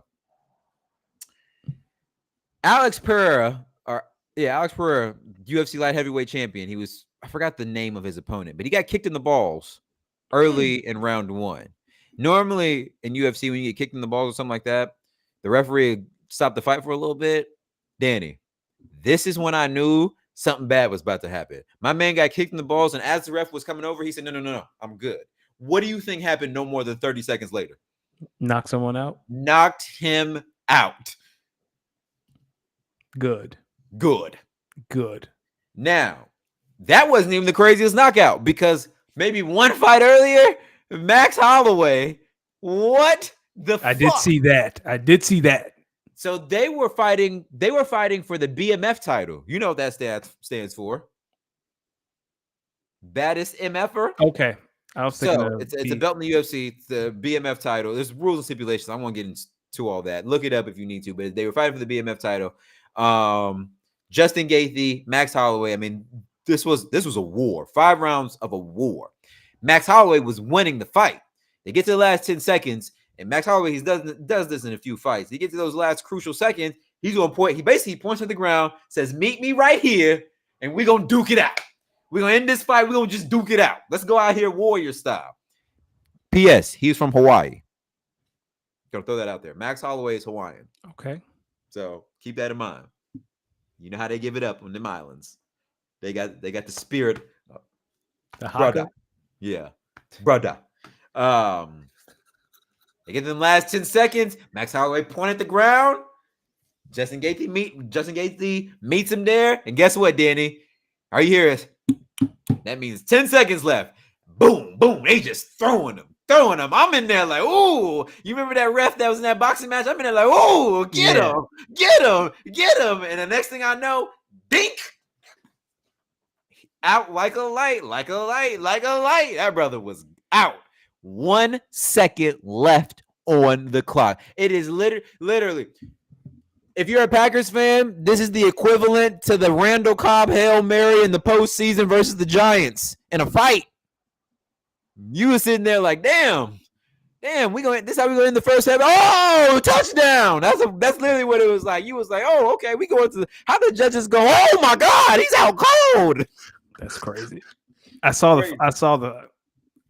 hit. I was like, yeah. Could you believe that wasn't SportsCenter number 1 play on SportsCenter top 10? That was like number 3. What was number 1? I know. Listen, Shohei Ohtani, your friend, that's crazy. Hilarious. That's crazy. That's crazy. They said that Listen, they said he had won hundreds of millions of dollars, and they said he had lost hundreds of millions of dollars. They said he was in the hole like minus 40 million. Danny, your friend been gambling with your money. He down 40 million. How are you handling that situation? Feeding him to the sharks. That man went to the bank account and changed it so he received notifications, not Shohei. His friend received notifications. He told the did you read the New York Times? Apparently, like the Otani's team, like his agent and all these other people wanted to see like the numbers from the account and his account in his Otani's firm. I was like, oh no, he wants to keep that private. You gonna tell the tax man? You gonna keep the details of an account private? Dog, this man, I'd feed him to the sharks. Now, can you believe some people really thought Otani was in on this? When I you hear did. them, when you hear them details, he was like, "Oh nah." I'm sitting here, I'm reading some of that saying, "Oh no, if I'm Otani, the police never find out about this because brother, right there, we got something for you. You know what I'm doing? We going on a trip back to the motherland, and I'm gonna tell some of my homies, Slot, deal with that, dog." And then him impersonating Otani. Now it makes you wonder, what was he really saying when he was translating? Brother. And then apparently Otani's agent, I think Otani is signed with CAA. CAA does not have anyone on the staff that speaks Japanese. Excuse me? The highest paid baseball player ever, and you can't find one person to speak Japanese? They said iPhones have a translator app. That's crazy. That is I saw that. That's the craziest thing I've ever heard. Oh man. Otani, listen, if we come to find out that y'all settled out of court, just know I know what you did. Let's shift over to the WWE. Danny, quickly, we're 1 week into the Cody Rhodes era. Any thoughts on the new championship reign there, or the new championship era so far? It's nothing that I didn't expect. We'll see what he looks like at Backlash because he hasn't fought. He's not gonna fight till Backlash. Cody, I'm gonna just hold faith in how they're building you and the story that they're building you, brother. I'm gonna say it again, y'all Cody crybabies. Mm-hmm. If we get 3 months in to 3-4, if we get 3 or 4 title defenses in and it's still not gelling, still not hitting, he got until SummerSlam. Like SummerSlam is the measuring stick. Yeah. What are your thoughts about the bloodline? Jimmy Uso's out. We got a new member in. You think it's a big deal or no deal? Massive deal. The bloodline story is going to continue to be the bread and butter of WWE for the foreseeable future. It's the only reason people watch SmackDown. Like it's the biggest story. Roman doesn't need the belt. The bloodline is still relevant. And they said that that attack on Jimmy Uso was on Order's behalf of the tribal chief. But you see what I'm saying? Like this. But here's the thing. We don't know. Part of me thinks or wonders who they're talking about when they say the tribal chief. Is it Roman still? Or could they're it be talking the about final? Solo? Or is it you're talking about the Rock? Oh, I didn't think about that. Like, could this be how they start this bloodline civil war? Rock, Uso, and what's his name? I mean, Rock, Solo, and not Tua, Jacob? Tamu. Tamu? Yeah, Rikishi's son. Tamu versus Roman, Jimmy, and Jay. The original man. bloodline. The new bloodline versus the original bloodline. And you know we're going to see that at Survivor Series. Yeah, War Games or something like that. Yeah, War Games or Survivor Series. Sign me up, man. But, so here's my thing. Actually, what if in the booking of Cody becoming champion, they told Roman, look, you've been champion for a while. We know your health. We want to keep you healthy. They probably told him, yo, we brought him here. He's been doing the ringer for a couple years now, working. You've been the champion these last couple years, yes. But it looks like we can't give him all this money, build him up for him to not win the belt. So we give him the belt, let him see how this works. And if the run's not there, we're still going to keep your bloodline angle on to where if we need to shift this to a bloodline civil war that then finds a full circle way for the bloodline to reunite, to get you the championship back next WrestleMania or WrestleMania after that, we can work that in. But right now, we want you to prioritize your health. You've been doing great. We're going to use this time to let Cody run and see what a Cody championship run looks like. Yep. It's not, Do you think? I honestly think that might have been the way they probably told him. Like, yo, if this 100%. thing does not work out, just know we are quickly going to find a way to get you your championship back. Because we Rock versus know, Roman for the belt. huh? I said next WrestleMania, Rock Roman for the belt. Yeah. So I feel like WWE knows that if they need to, given like I bet you they told him this is in any way this is a win. You're either going to Cody's either going to knock this thing out the park, and you can come back and do the bloodline storyline before you eventually find a way to maybe even get you the World Heavyweight Championship. Or if Cody isn't the guy for that belt, we find a way to just get you that belt back because we know you're just going to be a draw no matter what. No matter what. Jamie said, "Did you see the watch that Cody was wearing after the fight?" He said his dad pawned that watch years ago to pay for Cody's wrestling lessons, and Triple H tracked it down and bought it for Cody, a tribute to the legacy. And then he also said, what if The Rock is creating a new bloodline to go against Roman and the Usos? I do think that is on its way. I think that'll be the next evolution of the bloodline civil war. I think depending on how Cody's championship reign goes, that'll determine if they're building a Rock versus Roman, or if they need to maybe pivot to bring the family back together to then have Roman come take the title back in a Cody versus Roman 3. There's a couple ways they can do WrestleMania. They can frame it as the rubber match for the final time they go against each other for the championship belt at WrestleMania, like you know what I mean, or they make it Roman versus Rock. So glad to see WWE's still keeping the bloodline angle exciting. I think they got to do something, especially with the unfortunate news of Rhea Ripley, who was forced to vacate the title due to injury last night. Danny, I'm going to be honest with you. I don't think the attack from Liv Morgan was the reason why she got hurt. Part of me thinks that she kind of got hurt at WrestleMania.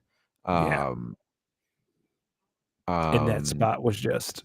And that was just a way to frame it because I bet you they probably didn't want to let the world know that it maybe came from like a botched move with Becky. They don't want people kind of bashing Becky or anything like that. So you make it as if like Liv attacked her, live with that, keep it in the wrestling angle. Liv heel turn. Sign me up. Don't give Becky the belt. Charlotte about to come out of nowhere. Charlotte blew her knee out 6 months ago, but there's a vacated title. She on the way. So is that who you think get the push for this belt then? No, not Charlotte. Charlotte, that was a joke. It's going to be Liv or Becky. If they really want to be controversial, give Nia. Thank you. Yes. Take me back to pre-WrestleMania. What did I say? I want to see Nia Jax versus Rhea Ripley for the belt because I think we're due for a Nia Jax really good championship run, and I think we're here. I think they're going to build. See, here's the thing. Because she didn't lose the belt cleanly and she was so dominant as champion, whoever walks into this belt, you're walking in a disservice because there's going to be a stench on the belt. Yep. So you have to build up the road to that championship. So, and it has to be a big one. So I think, what's the next one? Backlash. No, SummerSlam's the next big one. I'm thinking the belt, a new belt has to be won at SummerSlam.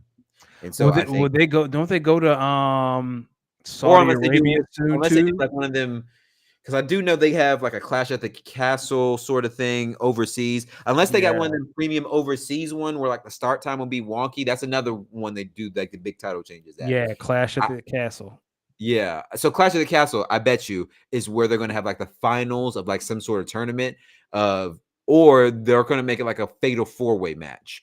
With like a tournament to get into a fatal 4-way match, the fatal 4-way match determining the champion. But I bet you, take that back. I'm sorry to cut you off.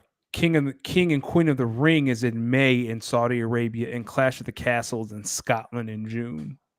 Yeah, so I see one of them being a finals. Oh, the Queen of the Ring will probably be. They'll probably use that to determine who's the world heavyweight. I mean, the women's world champion. So yeah, and then you have Money in the Bank. So if that champion's not going well, you can probably give the briefcase to someone. I think Nia Jax. I think you can't put a face. You can't put a face as a champion because then they'd be getting booed. because they didn't win the belt cleanly. So Oh, you I don't give know it to if you put it on Becky, I think you'd get away with it. I mean, yeah, but I think that's kind of weak. Give I it to think somebody. so. Give it to a. I think you give it to a heel because that way they can play into Rhea being hurt and the boos make more sense and you can live with it more because they can play more to it. So excited to see what they do there. Unfortunate that it came at the injury of someone who's been really hooping the last year. So really hope for a speedy recovery for Rhea Ripley. Where do you think this shift things on the Judgment Day? Do you think they now focus more on Damian Priest and his championship run, him leading the Judgment Day? I also saw some story angles out there that says Rhea Ripley really isn't injured and that this is really a way to give her a good break after carrying the division for a year. I'd be okay with that. Yeah. Curious to see. Because I know she's married and all that, so you don't know if I know she just bought a new dog, so you don't know if they're doing like trying to do the family thing. I don't like to speculate, but you never know. I will say I think this leaves Dominic Mysterio in limbo because his whole thing is mommy, and mommy's gone. So He's becoming a jobber now. yeah, I'm interested to see how Damian Priest would lead because that's going to be another interesting storyline too. Is when Rhea comes back, Damian is he is in charge. How does he relinquish that power back to her, especially since she doesn't have a belt? Yeah, we'll see. I'm going to be damn curious to hear it. Now.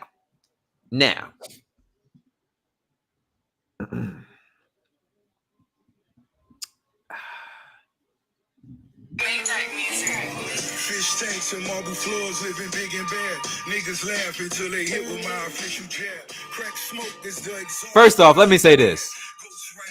Rick Ross has probably one of the 10 best ears for rap beats I may have ever heard.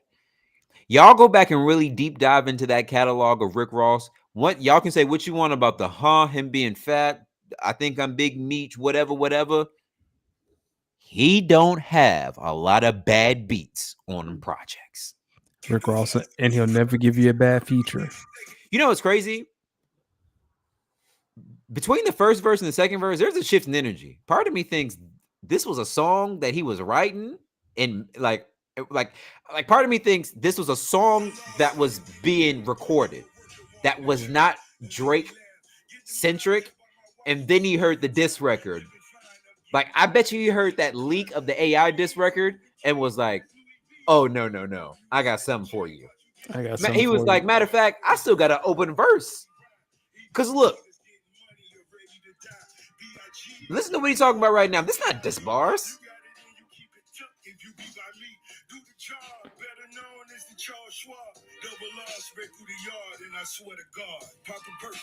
See, that's just rap talk. He might have a little spiciness for Drake towards the beginning, but that's just rap talk.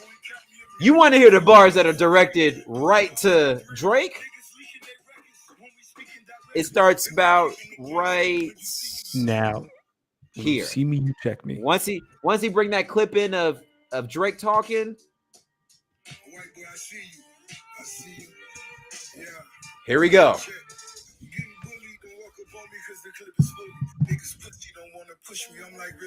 Uh-oh.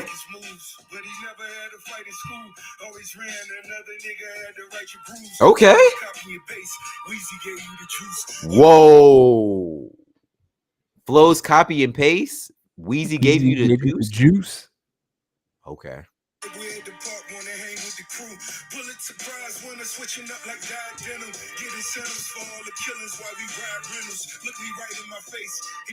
Get incentives for all the killings while we ride. What do you think he's saying about that? That's a why are you talking to Drake on that? So what is Drake benefiting off of? That's I think.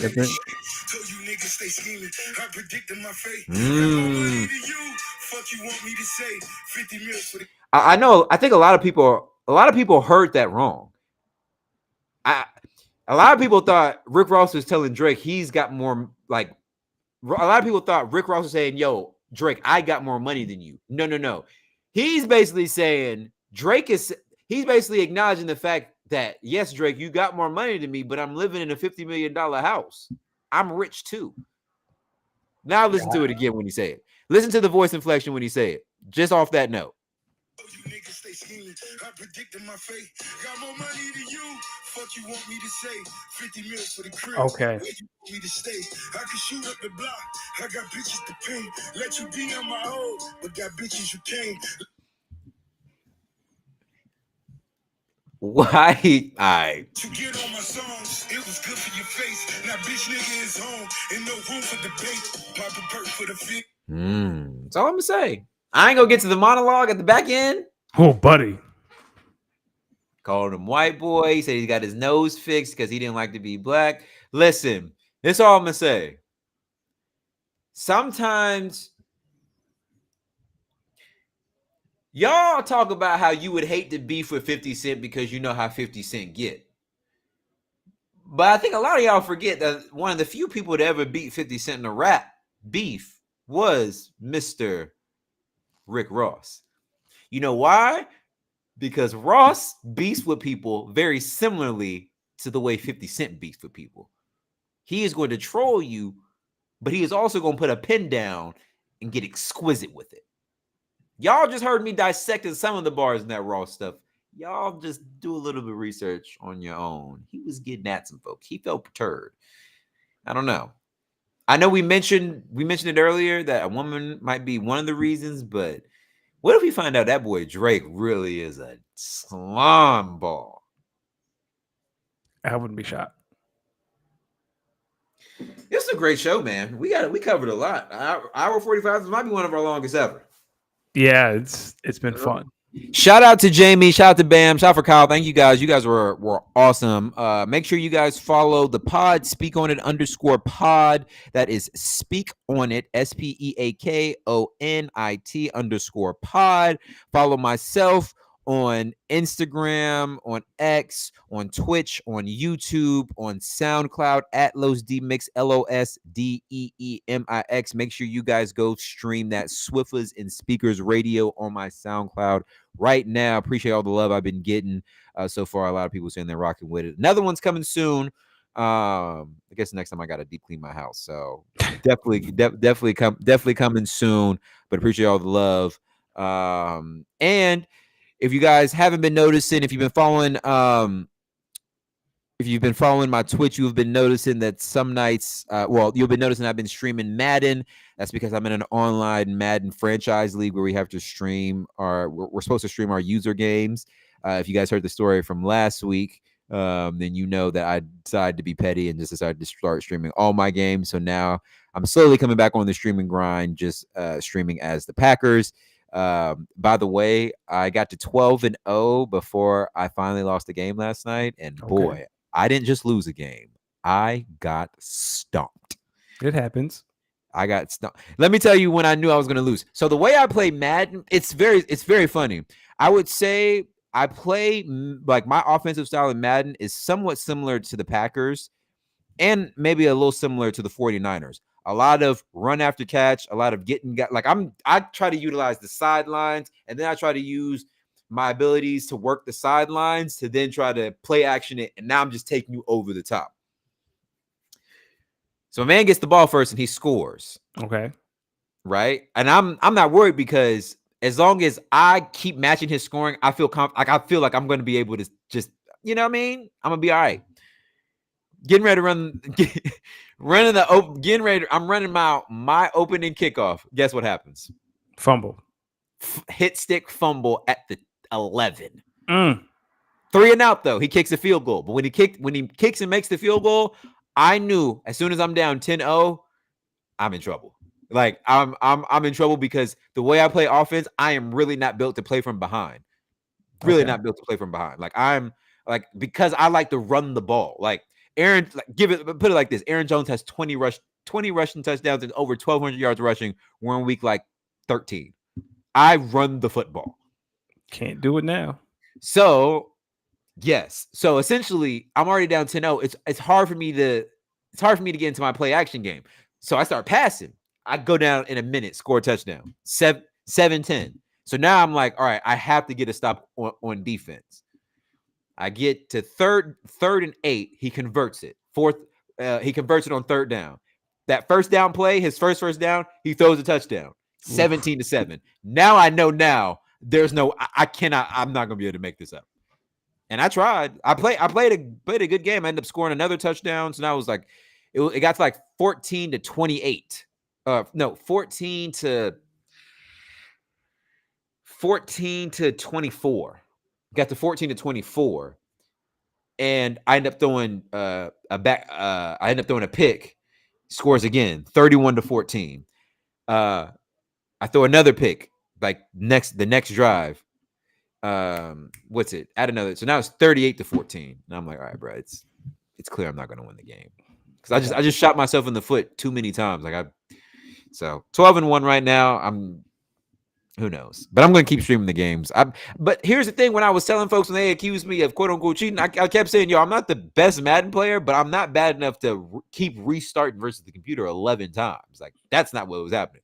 Now ever since then, I just haven't been idle playing the game. Like now, I just sit there and I don't pause it. I don't stop and smoke. I don't stop and do anything. I just play the game now. So 12-1, we'll see. I don't think I don't know if I'm gonna win the Super Bowl this season, but we'll see.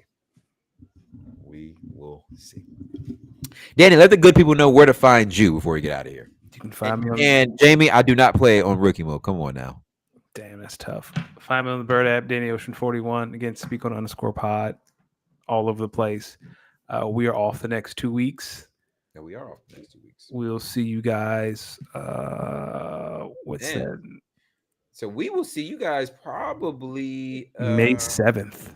May 7th. After the Dynasty draft. Yeah, after the Dynasty. So we're off the 23rd. Yeah, after the Dynasty draft. So we will probably be through what? The first round of the playoffs? NBA yeah, playoffs? we'll be probably getting close to the second round of the playoffs. Yeah. Well, man, Danny, make sure you take care of these next couple weeks, man. Ladies and gentlemen, yes, over the next maybe about month, Danny and I, we might have maybe like a couple episodes. We got a couple things happening over the next couple weeks, and then in literally a month, I will be traveling to Greece for a wedding and for my birthday for 2 weeks.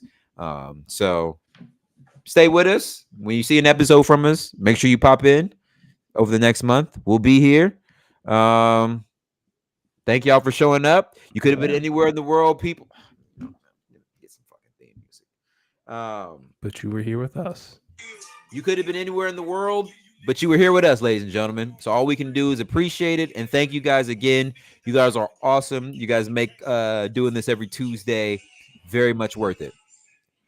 And Drake, you can't say that shit you were saying if you once got up on stage and told everyone that Rick Ross is one of your favorite rappers to rap with. Hilarious. Ladies and gentlemen, thank you. See you in 2 weeks.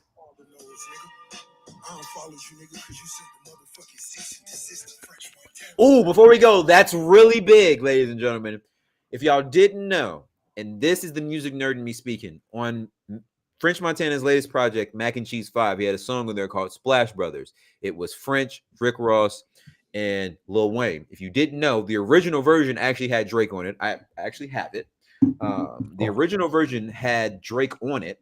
Drake sent French a cease and desist. Drake sent French a cease and desist essentially to get him off the record. Next time we come on here, I'm going to play the record so y'all hear his verse. But I'm going to just start by saying he started this verse off with, "On double MG, I'll fuck a rapper's wife." Ladies and gentlemen, thank you. Peace.